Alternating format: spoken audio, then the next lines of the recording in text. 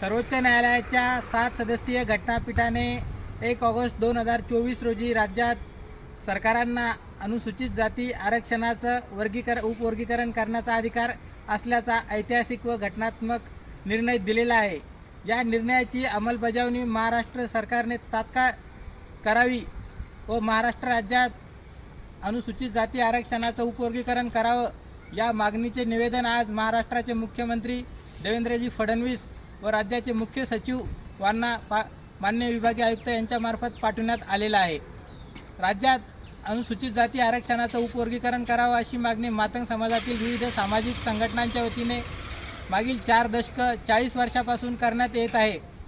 राज्यामध्ये मातंग समाज व तत्सम जाती तसेच वाल्मिकी समाज, चर्मकार समाज या सर्व आरक्षण वंचित जातींना आरक्षणाचा समप्रमाणात लाभ द्यावा अशी अनेक जाती समूहाकडून मागणी करण्यात येत आहे।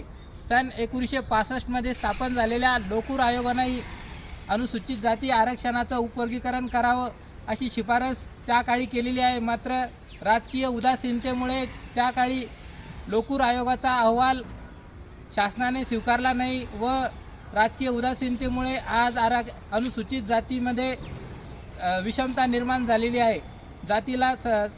काही जातींना समप्रमाणात आरक्षणाचा लाभ मिळत नसल्याने राज्य सरकारने महाराष्ट्र राज्यात तात्काळ आरक्षण उपवर्गीकरण लागू करावं अशी मागणी लौहप्रहार संघटनेच्या वतीने करण्यात येत आहे।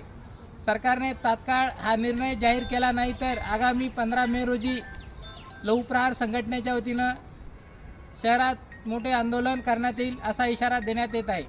संतोष शंकरराव पवार, महाराष्ट्र प्रदेशाध्यक्ष लौहप्रहार।